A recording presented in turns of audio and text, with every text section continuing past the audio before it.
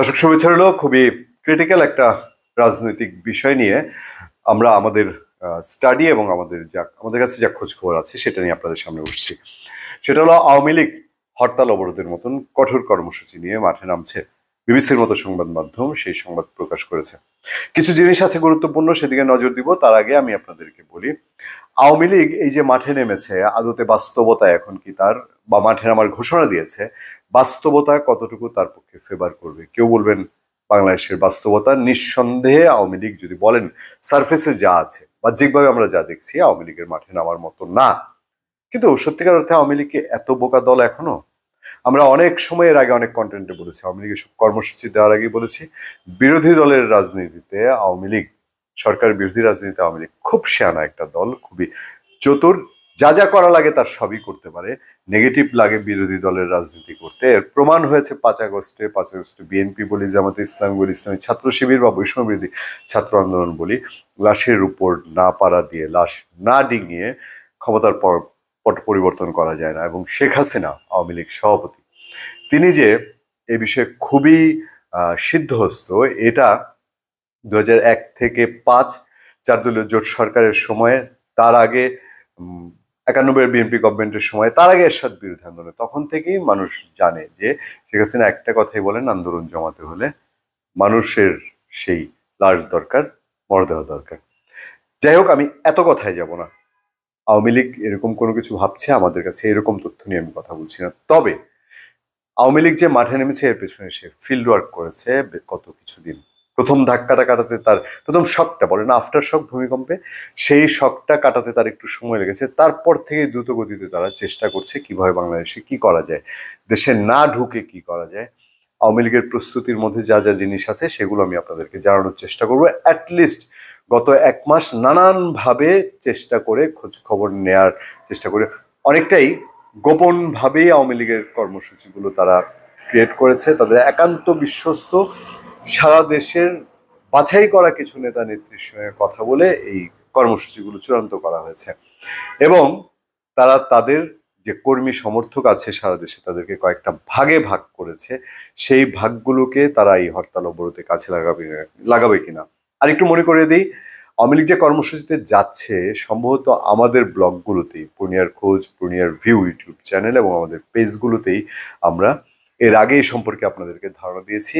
বাংলাদেশের পত্রপত্রিকায় সেভাবে এই রিপোর্টগুলো আসেনি, কারণ হচ্ছে হয়তো বা আমাদের সংবাদপত্র নিয়ে যে কথাগুলো বলে যে আওয়ামী লীগ নিয়ে এখন কথা বলতে গেলেই ওই যে কলম ভেঙে দেওয়ার একটা ভয় আছে, যে হ্যাঁ আওয়ামী লীগের খবর প্রকাশ করলেই এরকম কিছু হতে পারে, বলা হতে পারে তারা ফেসিবাদের দোষর। কিন্তু প্র্যাকটিক্যালি বাস্তবে যখন দেশে কিছু ঘটবে, তখন এই কথা বলার কি জো থাকে?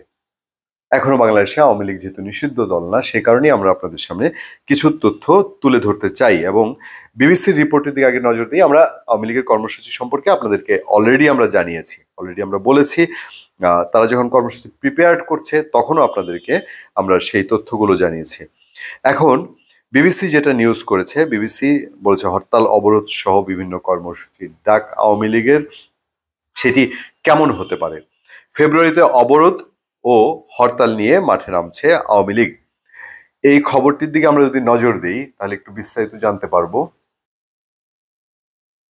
যেখানে বলা হচ্ছে অধ্যাপক ডক্টর ইউনূসের নেতৃত্বে অন্তর্বর্তীকালীন সরকারের পদত্যাগ, অপশাসন, নির্যাতনের প্রতিবাদে আগামী 16 ফেব্রুয়ারি, আমি যখন কথা বলছি তখন 29 জানুয়ারি 2025 ও 18 ফেব্রুয়ারি হরতালের ডাক দিয়েছে আওয়ামী লীগ। মঙ্গলবার রাতে দলটির ভেরিফাইড ফেসবুক পেজে থেকে এই কর্মসূচি ঘোষণা করা হয়। এতে বলা হয় অন্তর্বর্তী সরকারের পদত্যাগের দাবিতে এবং হরতাল অবরোধ কর্মসূচি বাস্তবায়নে 1 ফেব্রুয়ারি থেকেই মাঠে নামার ঘোষণা দিয়েছে দলটি। ঘোষিত কর্মসূচি অনুযায়ী 1 ফেব্রুয়ারি শনিবার থেকে 5 ফেব্রুয়ারি বুধবার পর্যন্ত দাবির লিফলেট বা প্রচারপত্র বিলি করবে দলটি।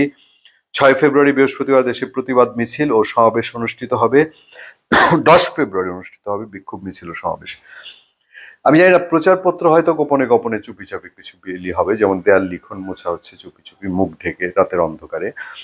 কিন্তু প্রতিবাদ মিছিল ও সমাবেশ, এটা কি আওয়ামী লীগ বিএনপি এবং জামাত ইসলামীকে যে পর্যায়ে নিয়ে গিয়েছিল তার 17 বছরের শাসনে, যে ওই যে ঝটিকা মিছিল, চুপ করে বিশ্বস্ত মিডিয়া কাউকে খবর দেওয়ার পর, সেরকম কিনা? একইভাবে 10 ফেব্রুয়ারি যেটা আছে বিক্ষোভ মিছিল ও সমাবেশ, সেটাও নিশ্চয়ই ওপেনলি পুলিশ প্রশাসনকেও নিশ্চয়ই এখন অনেক সতর্ক করা হবে, আওয়ামী লীগ করতে পারবে কিনা এই প্রশ্ন থেকেই যায়। আর 16 ফেব্রুয়ারি রোববার অবরোধ এবং 18 ফেব্রুয়ারি মঙ্গলবার দেশব্যাপী সকাল সন্ধ্যা সর্বত্র কঠোর হরতাল কর্মসূচি ঘোষণা করা হয়েছে। খুব একটা বড় চ্যালেঞ্জ নিয়েছে এই দলটি, কারণ এখানে আমাকে বিএনপি জামাতে ফিরে যেতে হয়, আওয়ামী লীগ শাসনে ফিরে যেতে হয়। আওয়ামী লীগের সেই স্বৈরাচারী শাসন, সেই সাংঘাতিক রকম তার বিরোধী দলকে দমন পীড়ন, যেটা আন্তর্জাতিকভাবে তার ভাবমূর্তি একদম শূন্যতে নিয়ে এসেছিল, সেই সময়ে বিএনপি জামাতে ইসলামী হরতাল অবরোধের হঠাৎ করেই মানে তাদের দেয়ালে পিঠ ঠেকা তারা হরতালের মতো কর্মসূচি দিয়েছে। কিন্তু হরতাল বাংলাদেশের মানুষ একসময় প্রত্যাখ্যান করেছে, সেটি আর পালন হয়নি। আওয়ামী লীগ সেটা ভালোই জানে, জেনে এখন হরতালের ডাক দিয়েছে। এই হরতাল ফ্লপ করলে আগামী কত বছর তারা এগুলো সফল করতে পারবে। তো এই জায়গাগুলোতে প্রেস বিজ্ঞপ্তিতে আন্তর্জাতিক অপরাধ ট্রাইব্যুনালে শেখ হাসিনা সহ অন্যান্যের বিরুদ্ধে হত্যা মামলা সহ অন্যান্য মামলা প্রত্যাহার ও প্রহসনমূলক বিচার বন্ধের দাবি জানানো হয়। এই প্রেস বিজ্ঞপ্তিতে শেখ হাসিনাকে প্রধানমন্ত্রী হিসেবে উল্লেখ করেছে ক্ষমতাচ্যুত দলটি। এটা একটা বড় প্যাচ। অন্যান্য দেশে যেমন হামিদ কারজাই যখন চলে গেল বা অন্যান্য দেশের রাষ্ট্রনায়করা যখন পালিয়ে যায়, শ্রীলঙ্কায় যখন পালিয়ে গেছে, তার সমর্থকরা তাকে প্রধানমন্ত্রী রাষ্ট্রপতি হিসাবে খুব প্রচার করে না। কিন্তু আওয়ামী লীগের ক্ষেত্রে এখনো আওয়ামী লীগের লোকজন বলি বা আত্মগোপনে ভারতে থাকা লোকজন তাকে প্রধানমন্ত্রী বলছেন। এটা বাংলাদেশের রাজনীতির জন্য আবার একটু আলাদা রকম। ক্ষমতাচ্যুত এই দলের পক্ষ থেকে এর আগে গত 10 নভেম্বর রাস্তায় নামার ঘোষণা দিয়েও নামতে পারেনি আওয়ামী লীগ। এবার কি নামতে পারবে এই প্রশ্ন খুব জোরে সোরে আসে না? এই অবস্থার মধ্যেই এই হরতাল অবরোধের ডাক দেওয়া হলো। শেষতক বিবিসির খবরটিতে আরো কিছু জিনিস কমেন্ট করা হয়েছে, জানানো হয়েছে ইতিহাস।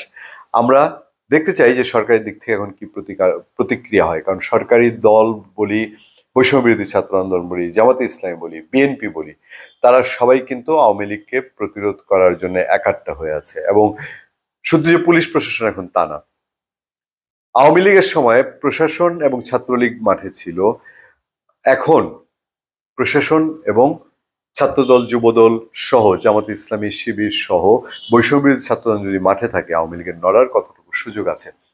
নিঃসন্দেহে আগামী দিনের রাজনীতি কতটা ক্রিটিক্যাল হবে আপনারা অনুমান করতে পারছেন। ধন্যবাদ সবাইকে, ভালো থাকবেন, সুস্থ থাকবেন, আবার দেখা হবে, আবার কথা হবে।